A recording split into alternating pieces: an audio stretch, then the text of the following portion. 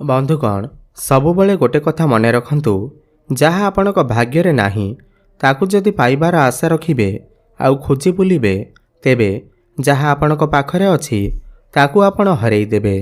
नमस्कार बंधुगण, आपण मानंकु आमर एही चैनल को स्वागत।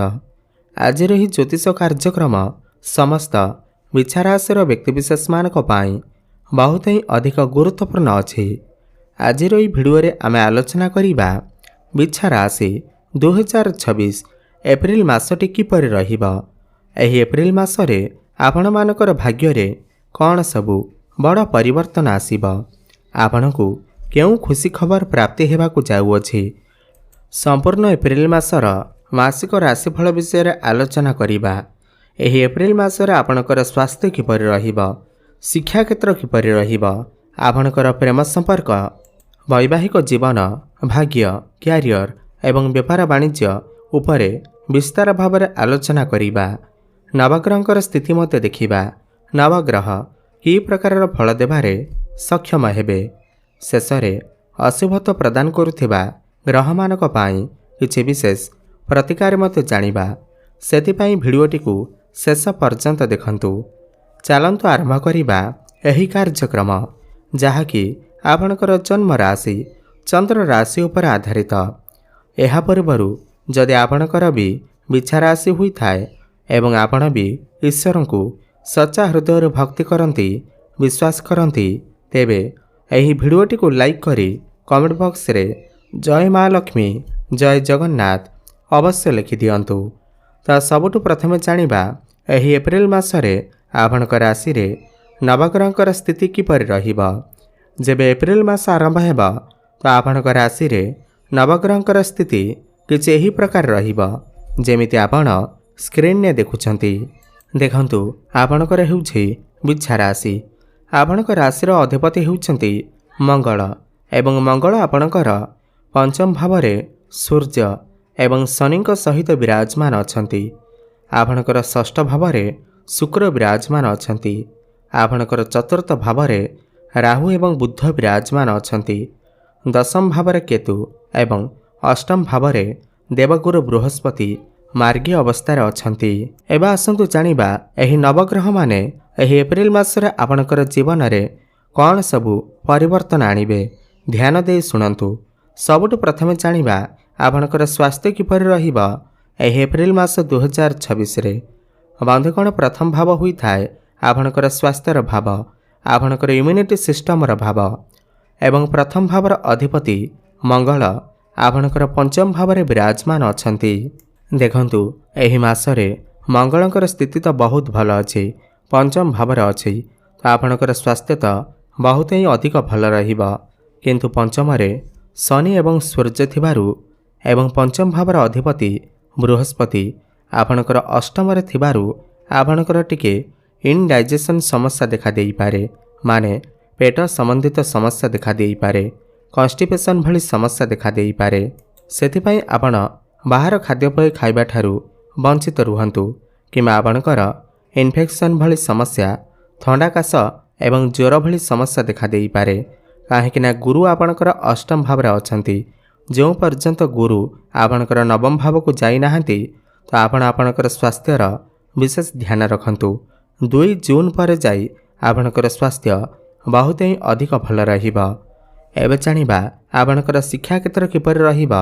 एही एप्रिल मास 2026 रे बंधुगण पंचम भाव हुई थाए आपणकर शिक्षा क्षेत्रर भाव। पंचम भावर अधिपति बृहस्पति अष्टम भाव रे अछंती, खराब स्थान रे अछंती। जेहेतु पंचम भावर अधिपति बृहस्पति अष्टम रे अछंती एवं पंचम रे सूर्य एवं शनि अछंती तो एही मासरे आपणकर पाठपढ़ार स्थिति 70% भल रहिबा। बेले बेले तो आपणकर मन पाठपढ़ार लागिबा। आपण किछि नुआ करबाकू चेष्टा करिवे, किछि बड़ परिवर्तन करबाकू चेष्टा करिवे एवं बेले बेले एमिति हेबो कि आपणकर मन जमा भी पाठपढ़ार लागि न पारे, आपणकर मन डाइवर्ट होई पारे। आपण बहुत अधिक मोबाइल फोन यूज करि पारंती। किंतु एही मासरे जदि आपणकर किछि एग्जाम अछि किंबा कोनोसी कॉम्पिटिटिव एग्जाम अछि तेबे 14 एप्रिल पर समय आपणक पई अत्यंत शुभ रहिबा। 14 ଏପ୍ରିଲ ପରେ ଆପଣଙ୍କର ପାଠପଢ଼ାର ସ୍ଥିତି ବହୁତ ହିଁ ଅଧିକ ଭଲ ରହିବ। କିନ୍ତୁ ଗୁରୁ ଯେଉଁ ପର୍ଯ୍ୟନ୍ତ ଆପଣଙ୍କର ନବମ ଭାବକୁ ଯାଇନାହାନ୍ତି ତ ଆପଣ ଆପଣଙ୍କର ପାଠପଢ଼ାର ବିଶେଷ ଧ୍ୟାନ ରଖନ୍ତୁ।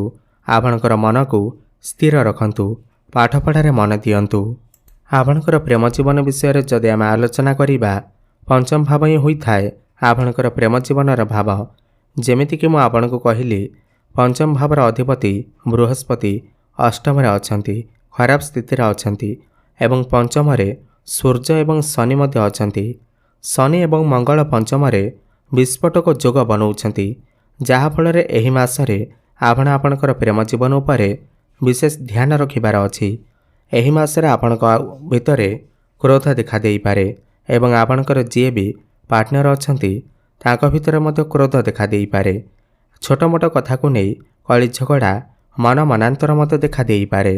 ଆପଣ ଆପଣଙ୍କର ପାର୍ଟନରଙ୍କ ଉପରେ ଡାଉଟ୍ କରିପାରନ୍ତି, ସନ୍ଦେହ କରିପାରନ୍ତି, ଯାହାଫଳରେ ଆପଣଙ୍କର ପ୍ରେମ ଜୀବନରେ ସମସ୍ୟା ଦେଖାଦେଇପାରେ। ସେଥିପାଇଁ ଏହି ମାସରେ ଆପଣ ଆପଣଙ୍କ ମଧ୍ୟରେ ତାଳମେଳ ଠିକ୍ ରଖନ୍ତୁ। କ୍ରୋଧକୁ ନିୟନ୍ତ୍ରଣ ରକ୍ଷା କରନ୍ତୁ। ସମ୍ବନ୍ଧକୁ ମଜବୁତ ବନାନ୍ତୁ। ସମସ୍ୟା ଆସିବ ନାହିଁ। ଏବେ ଜାଣିବା ଆପଣଙ୍କର ବୈବାହିକ ଜୀବନ କିପରି ରହିବ ଏହି ଏପ୍ରିଲ ମାସ 2026ରେ। ବନ୍ଧୁଗଣ, ସପ୍ତମ ଭାବ ହୋଇଥାଏ ଆପଣଙ୍କର ବୈବାହିକ ଜୀବନର ଭାବ। ସପ୍ତମ ଭାବର ଅଧିପତି ଶୁକ୍ର ଆପଣଙ୍କର ଷଷ୍ଠରେ ବିରାଜମାନ ଅଛନ୍ତି। ଦେଖନ୍ତୁ, 19 ଏପ୍ରିଲ ପର୍ଯ୍ୟନ୍ତ ଶୁକ୍ର ଷଷ୍ଠରେ ରହିବେ, ଯାହାଫଳରେ ଆପଣଙ୍କର ବୈବାହିକ ଜୀବନରେ ଟିକେ ସମସ୍ୟା ଦେଖାଦେଇପାରେ। କିନ୍ତୁ 19 ଏପ୍ରିଲ ପରେ ଶୁକ୍ର ଯେତେବେଳେ ଆପଣଙ୍କର ସପ୍ତମ ଭାବକୁ ଚଳନ କରିବେ, କେନ୍ଦ୍ରକୁ ଚଳନ କରିବେ, ତ ଆପଣଙ୍କର ବୈବାହିକ ଜୀବନ ବହୁତ ହିଁ ଭଲ ରହିବ। ପୂର୍ବରୁ ଯଦି କିଛି ଆପଣଙ୍କର ବୈବାହିକ ଜୀବନରେ ସମସ୍ୟା ଲାଗି ରହିଥିଲା, ତାହା ସବୁ ଦୂର ହୋଇଯିବ। ଆପଣ ଏକ ଅଜବ ଶାନ୍ତିର ଅନୁଭବ କରିବେ। ଆପଣ ଦୁଇଜଣ ମିଶି କିଛି ବଡ଼ ପ୍ଲାନିଂ କରିପାରନ୍ତି, ଫ୍ୟାମିଲି ପ୍ଲାନିଂ କରିପାରନ୍ତି, ସନ୍ତାନର ପ୍ଲାନିଂ କରିପାରନ୍ତି। ପୂର୍ବରୁ ଯଦି ଆପଣଙ୍କର ଲାଇଫ୍ ପାର୍ଟନରଙ୍କର ସ୍ୱାସ୍ଥ୍ୟରେ କିଛି ସମସ୍ୟା ଥିଲା, କ୍ୟାରିୟରରେ କିଛି ସମସ୍ୟା ଥିଲା, ସବୁ ସମସ୍ୟା ଦୂର ହୋଇଯିବ। ଏହା ସହିତ ଭ୍ରମଣ ସୁଖ ଆପଣଙ୍କୁ ପ୍ରାପ୍ତି ହେବ। ଆପଣ କୌଣସି ସ୍ଥାନକୁ ବୁଲିବାକୁ ଯାଇପାରନ୍ତି। ଆପଣ ଦୁଇଜଣ ମିଶି କିଛି ଶୁଭ ମାଙ୍ଗଳିକ କାର୍ଯ୍ୟ ମଧ୍ୟ ଆୟୋଜନ କରିପାରନ୍ତି।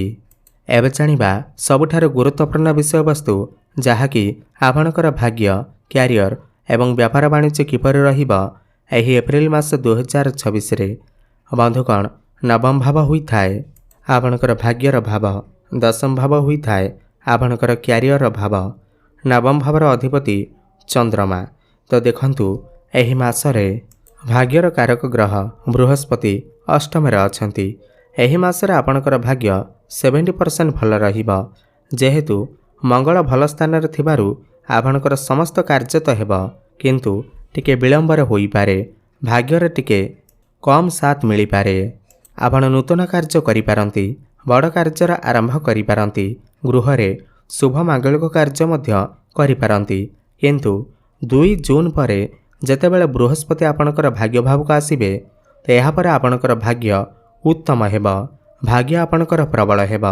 2 ଜୁନ ପରେ ଆପଣ କିଛି ବଡ଼ ଜିନିଷ କ୍ରୟ କରିପାରନ୍ତି, କିଛି ବଡ଼ କାର୍ଯ୍ୟର ଆରମ୍ଭ କରିପାରନ୍ତି, ଧାର୍ମିକ ସ୍ଥାନକୁ ବା ଦୂରସ୍ଥାନକୁ ଯାତ୍ରା କରିପାରନ୍ତି। କିନ୍ତୁ 2 ଜୁନ ପୂର୍ବରୁ ଆପଣଙ୍କର ଭାଗ୍ୟ ଟିକେ କମଜୋର ରହିବ। କ୍ୟାରିୟର କଥା ହେବା ଯଦି, ଦଶମ ଭାବ ହୋଇଥାଏ କ୍ୟାରିୟର ଭାବ। ଦଶମ ଭାବର ଅଧିପତି ହେଉଛନ୍ତି ସୂର୍ଯ୍ୟ। ଦେଖନ୍ତୁ, ଏହି ମାସରେ ଆପଣଙ୍କର କ୍ୟାରିୟର ବହୁତ ହିଁ ଉତ୍ତମ ରହିବ। କାହିଁକି ନା 14 ଏପ୍ରିଲକୁ ସୂର୍ଯ୍ୟ ଉଚ୍ଚସ୍ଥ ହେବେ। ଯେଉଁ ବ୍ୟକ୍ତିବିଶେଷମାନେ ରାଜନୀତି କ୍ଷେତ୍ରରେ କାମ କରୁଛନ୍ତି, ସରକାରୀ ସ୍ତରରେ କିଛି କାର୍ଯ୍ୟ କରୁଛନ୍ତି, ସେମାନଙ୍କୁ ଅତ୍ୟନ୍ତ ଶୁଭଫଳର ପ୍ରାପ୍ତି ହେବ। ଯେଉଁ ବ୍ୟକ୍ତିବିଶେଷମାନେ ଦୀର୍ଘଦିନ ଧରି ଗୋଟିଏ ଚାକିରିର ଅପେକ୍ଷାରେ ଥିଲେ, ଯେଉଁମାନେ ବେରୋଜଗାରୀ ଥିଲେ, ଯେଉଁମାନଙ୍କ ପାଖରେ କୌଣସି ବି ଚାକିରି ବାକିରି ନଥିଲା, ସେମାନଙ୍କୁ ଏହି ମାସରେ ମାନେ 14 ଏପ୍ରିଲ ପରେ ଚାକିରି ମିଳିବାର ବହୁତ ଅଧିକ ସମ୍ଭାବନା ବନୁଅଛି। ଆପଣଙ୍କର ପ୍ରମୋସନ ହୋଇପାରେ।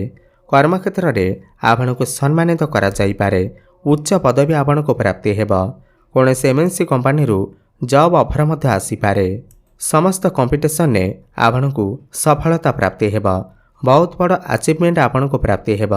କର୍ମକ୍ଷେତ୍ରରେ କିଛି ନା କିଛି ଶୁଭ ଖବର, ଖୁସି ଖବର ଆପଣଙ୍କୁ ପ୍ରାପ୍ତି ହୋଇପାରେ।